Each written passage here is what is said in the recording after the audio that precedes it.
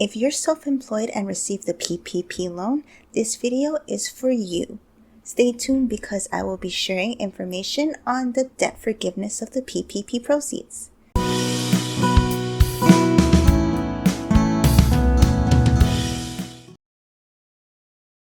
This video is going to be a little more informal than usual.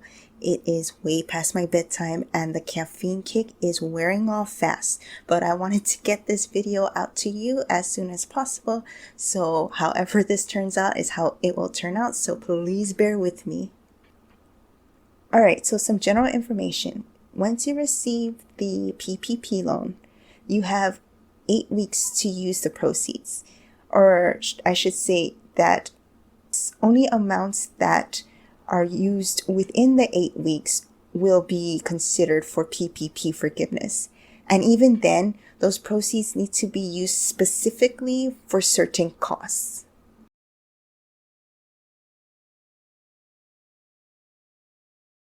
The PPP loan is to be used primarily for payroll costs. That is the whole point of the Paycheck Protection Program.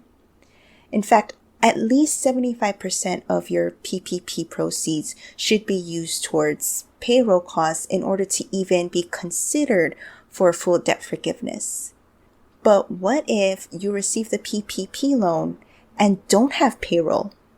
I'm so glad you asked. For self-employed individuals, payroll costs will include what is called owner compensation replacement. It is not a typical payroll expense. In fact, it sort of represents the net profit that your business lost out on due to current conditions. To calculate the owner compensation replacement, go ahead and grab your 2019 Schedule C and look at line 31. This is your 2019 net profit. Take that amount, multiply it by 8, then divide by 52. Now take that result and compare it to $15,385. Take the lesser of those two amounts, and that is your owner's compensation replacement. The amount you calculate for owner compensation replacement is automatically forgivable as payroll costs. But what if you have employees? I'm so glad you asked. If you have employees, then you can include in payroll costs their compensation up to $15,385 per employee, assuming that they live in the US. Compensation includes salaries and wages, commissions, tips, the general stuff, and also includes severance pay and paid leave of absence. However, sick leave and family leave will not count towards PPP debt forgiveness if those amounts also qualify for COVID-19 related tax credits. If you want more information on those tax credits, I will leave a link below to the IRS website. On a side note, there seems to be some debate as to whether bonuses or raises will count towards PPP debt forgiveness. So I would suggest that you start projecting out your payroll costs now instead of close to 8 weeks down the road trying to use up your PPP proceeds and writing these big paychecks that may or may not count towards PPP debt forgiveness. On another side note, your independent contractors are not employees. As a rule of thumb, if you're not paying payroll taxes on their pay, and if you're not withholding payroll taxes on their pay, they're not employees. All right, aside from compensation, payroll costs will also include employee benefits such as health insurance payments, but only the amount for your employees, not for you, and also retirement plan contributions. Also included are state and local payroll taxes. Federal payroll taxes will not count towards PPP debt forgiveness. So like I said before, at least 75% of your PPP loan has to be used towards payroll costs to even be considered for full debt forgiveness. The remaining amount, up to 25%, has to be used for other qualifying costs, which are business mortgage interest, rent, and utilities. But in order for those to count as qualifying costs, the underlying mortgage, lease agreement, and utility services must have been in place before February 15, 2020. Also, you would have had to have incurred these kinds of expenses in 2019. For example, if you were not paying business rent in 2019, but are now paying rent in 2020, that won't count as a qualifying cost, even if the lease agreement was in place before February 15. Also, payments for qualifying expenses should be for actual amounts due. That is, they shouldn't be for prepayments. The SBA has been pretty clear that mortgage interest or prepayment of mortgage interest will not count towards PPP forgiveness. So it does stand to reason that neither will prepayments for rent or utilities. Okay, so what about home office expenses? Will any of those count towards PPP debt forgiveness? I have heard some people say that you can include a percentage of your home rent or mortgage interest and utilities that can be apportioned to the home office towards PPP debt forgiveness. However, I have not been able to confirm this at all. In fact, everything I know about the PPP debt forgiveness seems to contradict this. My understanding is that qualifying costs are for direct business expenses only.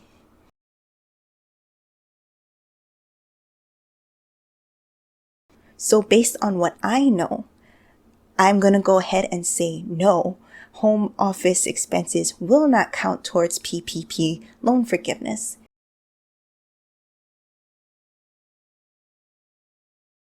You should apply for loan forgiveness after the 8 weeks with the lender that issued you the PPP loan in the first place. Your lender should be able to give you information on how to apply and when you can apply. But my advice is don't dilly-dally on applying for loan forgiveness. Do it right away. After you apply, your lender has up to 60 days to decide on loan forgiveness. You will also need to provide documentation of your PPP expenses, which will probably include your 2019 Schedule C, and if you have employees, your payroll registers and your payroll tax filings. You should also have documentation on any health insurance payments or retirement plan contributions, and documents on your other qualifying expenses, which are your rent, mortgage interest, and utilities. That might include receipts of payment or images of clear checks or maybe even bank statements. Of course, you should talk to your lender to find out for sure what will be required of you. This list is just here to help you kind of get an idea of what to expect.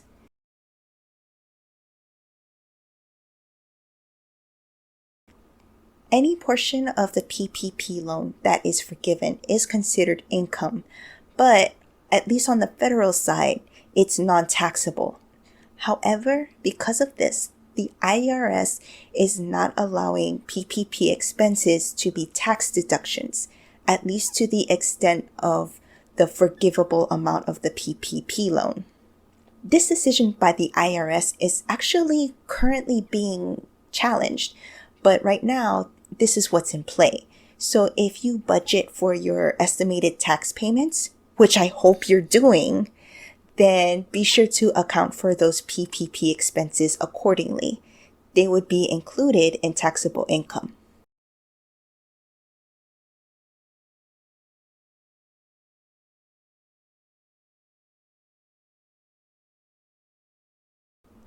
It's a very real possibility that your PPP loan won't be fully forgivable, especially if you don't have employees. But even if you do have employees, there's just a lot of hoops to jump through. The good news is, even if part of your loan remains unforgiven, the interest rate on that is 1%. 1%. 1%. There are literally worse things in the world than a 1% loan. I highly recommend that when you receive the loan that you start to map out and project your PPP expenses for the next 8 weeks. If it turns out that your expenses are less than what you received in PPP proceeds, then it is what it is. In fact, you should go into this with the mindset that the PPP loan is a loan. Don't think of it as free money. Treat it as a loan. I wouldn't suggest you go and spend all your PPP loan just to try to make it forgivable, even when your projections are saying otherwise. Because chances are they will not be forgivable and you will have nothing to show for those overspent amounts. What you might want to do instead is hold on to that remaining balance and either return it at the end of the 8 weeks or keep it as a 1% loan and use it to your advantage. It will be considered a 2-year loan with automatic deferral of payments for the first 6 months. And if you decide to pay off the loan earlier than that, there's no penalty. So whatever you decide, just don't choose to blow the money trying to make it all forgivable. Please, please, please.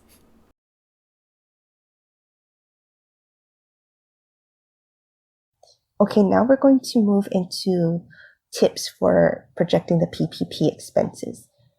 Please note that these are general tips since I don't know your individual business specifically, but you can use them as sort of a guideline to help you with your own projections. Let's start with payroll costs. First, we're going to calculate the owner compensation replacement. Remember that we talked about that earlier, but just as a refresher, it is the 2019 Schedule C net profit times 8 divided by 52. You're going to take the lesser of that result and 15,385. For employee compensation, we can project by averaging out the payroll for, let's say, the past few months. And by payroll, I mean the net pay to employees and not the gross pay. You only want to include amounts that were actually paid out.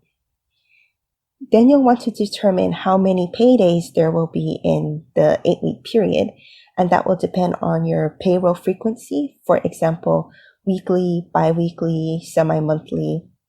And then the projected compensation will be the average payroll times the number of expected paydays. This is assuming that none of your employees are making an annual salary of over $100,000. If that was the case, the calculations for projected compensation would be a little more involved. Projected payroll tax, you'll want to include whatever employee withholding that you expect to be paying within the 8-week period.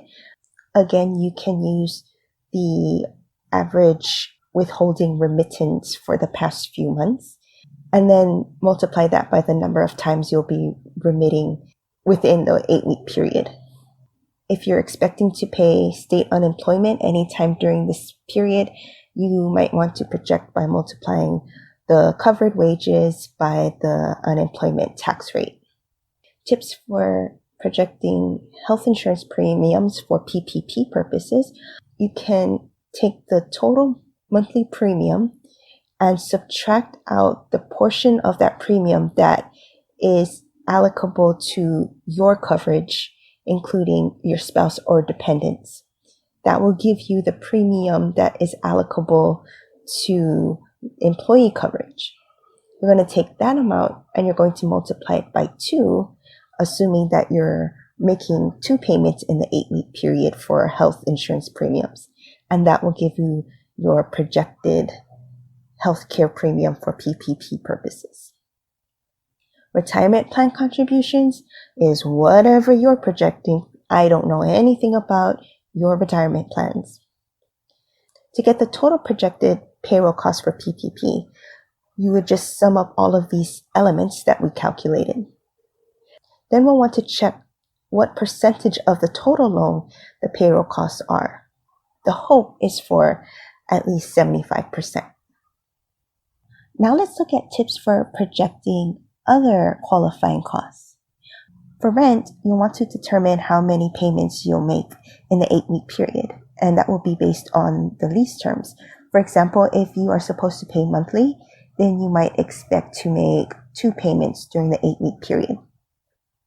Then you'll want to take the dollar amount of your rent payments based on your lease terms and multiply that amount by the number of expected payments to get your projected rent. For utilities, you might take your average monthly bill and multiply that by 2, assuming 2 payments are made within the 8-week period, in order to calculate your projected utility costs. Interest is pretty easy to project. You can just refer to your loan amortization schedules to determine the interest portion of your expected payments. If you don't have an amortization schedule, tusk, but here's how you might want to project your interest. I'm assuming 2 payments made within the 8-week period. To calculate the interest portion of the first payment, multiply the current loan balance by the interest rate divided by 12. For the interest portion of the second payment, you first have to calculate the balance after the first payment. So to do that, take the current loan balance, add the interest portion of the first payment, and subtract that by the total first payment. Whatever result you get, multiply that by the interest rate divided by 12. Your projected interest on that loan will be the total interest portions of the payments that you made in the 8-week period, again, assuming 2 payments. And you'll want to perform these calculations for each qualifying loan to get your total projected interest. To get the total projected other qualifying costs, you just want to sum up the projected rent, utilities, and interest.